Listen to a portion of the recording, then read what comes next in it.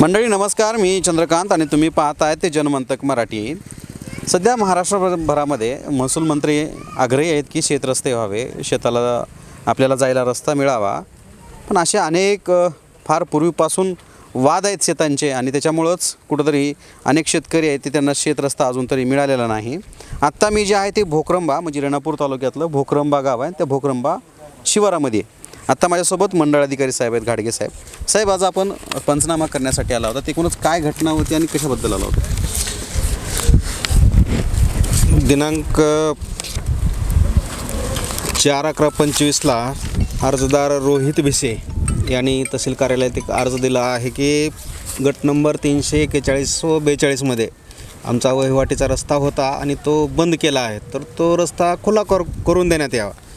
त्यानुसार माननीय तहसीलदार रेणापूर यांचे पत्रानुसार सर्व संबंधितांना नोटीस काढून आज या ठिकाणी जायमुख्यावर या रस्त्याची मागणी केलेल्या रस्त्याची पाहणी केली व वस्तुस्थिती जाणून घेतली. माझ्या उजव्या बाजूला या ठिकाणी गट नंबर 11चा टोक येतो आणि त्याच्या पलीकडं गट नंबर 342 यात गट नंबर 342मधून एक अंतर्गत गट बांध होता. त्या बांधावरून अर्जदारांची वहिवाट होती असे अर्जदारांचे म्हणणे आहे. तर गैरअर्जदार यांचं म्हणणं आहे की या बांधाने त्यांनी कधीही वहिवाट केलेली नाही.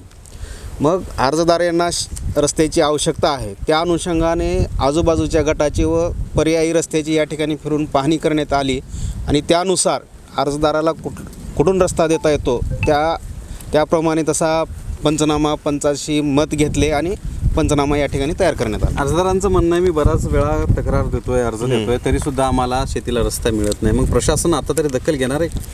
बिलकुल. अर्जदाराच्या पंचनामाच करून आता सध्याचा जो अर्ज आहे त्या अर्जानुसार आज रोजी स्थळपाहणी करण्यात आलेली आहे आणि पुढील कार्यवाही मान्य तहसीलदार यांच्याकडे प्रस्तावित करण्यात येणार आहे आणि त्यानुसार पुढील कारवाई होणार आहे. हे होते मंडळ अधिकारी ज्यांनी किंवा स्थळ पंचनामा केलेला आहे. माझ्यासोबत अर्जदार पण आहेत आणि ते दुसरे त्यांचे ह्यामध्ये सगळ्यामध्ये वाद सुरू आहे. आम्ही जेव्हा बघत असलो की महाराष्ट्रामध्ये शेतीचा वाद म्हणलं की ते फार मोठे घटना आपल्याला पाहायला मिळत असतात. मात्र असं असताना देखील काय तुम्हाला नेमकं अर्ज कशासाठी, तक्रार कशासाठी द्यावी लागली आणि काय नेमकं घटना काय? आम्हाला शेतरस्ता नसल्यामुळं बऱ्याच दिवसापासून शेतरस्त्याचे मी अर्ज केले, तर त्या अर्जाचं काहीच आम्हाला उत्तर भेटलं नाही आणि आता पण अर्ज केला, आता पण पाठपुरावा घेऊन आता जाईल. ह्याच्यानंतर आता काय होईल ह्याची काही प्रक्रिया आणखीन उद्भवली. कधीपासून शेत आहे तुमचं इथं? आता आपण शेत म्हणजे सरासरी बघा, मी शेतामध्ये आलो म्हणजे वडील वाहत होते आपले, त्यावेळेस कमीत कमी आज मी 15-20 वर्षापासून जमीन वाहतोय. 20 वर्षा कालापासून शेत रस्ता ज्यावेळेस बी मी आलो त्यावेळेस बी शेत रस्ता काही कुठल्या गोष्टीचा समस्या आपली शेतामधला माल वगैरे काढायचं म्हणलं तर काही माल काढण्यासाठी अगर शेतात जाता येता सुद्धा नाही, कारण की पाऊल रस्ता सुद्धा बंद आहे. मग कसं जाता? मग शेतात जाताच येत नाही सध्या. काय पळवाट काढावं लागेल आम्हाला किंवा कुठल्या इकडल्या तिकडल्या शेजाराला विचारून माल काढण्याच्या वेळेस. एवढं वर्ष कसं चाललात तुम्ही? एवढं वर्ष कसं चालत म्हणजे असं तक्रार करायची, काही माल काढायच्या वेळेस तक्रार करायची, आडवाडे करायची, शेतामध्ये पाणी सोडून द्यायचं, ओजायच्या वेळेस पाणी सोडून देणं, ही प्रक्रिया चालू असते. आता प्रत्येक तहसीलदारांनी यावर दखल नाही घेतल्यावर मग काय पुढचं काय करणार? पुढचा निर्णय आपण घेऊ ना, पुढचा पाऊल काय उचलायची ते उचलू ना. आपण आताच काय सांगता येईल. ह्यांचं पंचनामा तर आता झाला, ह्याच्यावर आता पंचनामे केले जातात, बार पंचनामे केले जातात. पंचनामा झाल्याच्या नंतर पुन्हा त्याच्यावर काहीच डिसिजन घेतलं जात नाही. माझ्यासोबत एक दुसरे हे आहे. काय सर तुमच्याच या दोघांमधला वाद आहे? आता वाद शेतामध्ये आता आम्ही बातमी करायला चालते की समन्वयातून त्या गोष्टी मिटल्या पाहिजेत असं आमचं मत असतं. शक्यतो मला जसं मला बी आज 30-34 वर्ष झाले, माझ्यापेक्षा तर आता वडील आहेतच. मग इथून मला जसं कळत तसं इथून ह्या बांधणी रस्ता नाही. पलीकडला बांध जे आहे पलीकडले शेजारी ते आमच्या भाऊकीतलेच रस्ता आहे. तिथून त्यांनी 25-30 वर्ष त्या रस्त्याने वागले. आता त्यांनी तिकडून कंपाऊंड मारल्यामुळे आता दंडमशाही एकाच्याच रस्त्यातून कसं बांधवून जात आहे ते शेतामधून. त्यांचं म्हणणं आहे की आम्ही पूर्वीपासून इथूनच वागत जात नाहीत. आता दोघांचं आमचं सेम वय, आम्हाला दोघांना तेवढंच कळत असेल ना त्याच वयापासून.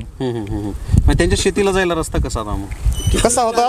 तिकडून वागले ना त्या बांधणी, सामायिक बांधणी पलीकडे. तिकडून मोठे शेतकरी झाले, गरीबाला दाबायचे इकडे. एक साईड कसा रस्ता भेटला? वाट जर इथून असे जी शिपीनं तिथं जसं खोडलं तसं इथं खोडलं असतं ना ह्यानी. आता नगदी तुम्हाला प्रक्रिया बघायला आहे की तिथं JCB न खोदले रस्ता करण्यासाठी तरी विचारणं नाही काय नाही परस्पर आहेत. ह्यांच्या आधी एकदा मोठे गावकर साहेब काहीतरी आलते नायब तहसीलदार आलते. मंडळ अधिकारी नाही तहसीलदार आलते. त्यांना म्हणलं साहेब असला तर देऊन टाका, आम्हाला माघारी किरकिरा आता करणं देऊ होत नका, नाही. माझं घर पाडून द्या असलं तुमच्या नियमात कायद्यात असलं तर द्या म्हणलं, आता बी तुम्ही माघारी जाऊ नका. नियमात असलं तर द्यायला तुमची काय हरकत नाही. हा द्या असलं की, घरं पाडून द्या काय त्याला असलं तुमच्या शास्त्र पद्धतीनं काय त्याला नियमात असलं 4 तर एकरला द्यायला 4 एकर वाल्याला डांबरी करून 12 महिने द्यायचं असलं आता द्राक्षाचे बाग झालेत बिल्डिंगी बांधायच्या जास्ताला देऊन टाका आमचं घर पाडून बी असलं मधून तर ते होईल ते नियमानाच होईल ना. काय त्याला काय आम्ही आडवी शकणार आहोत रुकणार आहे. तुमचं नाव काय बाबा? माझं हनुमंत बाबूजी हा, इथलेच बोकरम बॅचेस ना. जमीनच आहे शेतमालकच आहे तुम्ही. हे दोघंही शेतकरी आहेत. आपण मंडळ अधिकाऱ्यांचं पण त्यांचं म्हणणं ऐकून घेतलेलं आहे. एकूणच शेतीचा वाद म्हणलं की फार आपल्याला तो चर्चेत असतो, पण समन्वयातून हे सगळे विषय मिटणं फार गरजेचं असतं.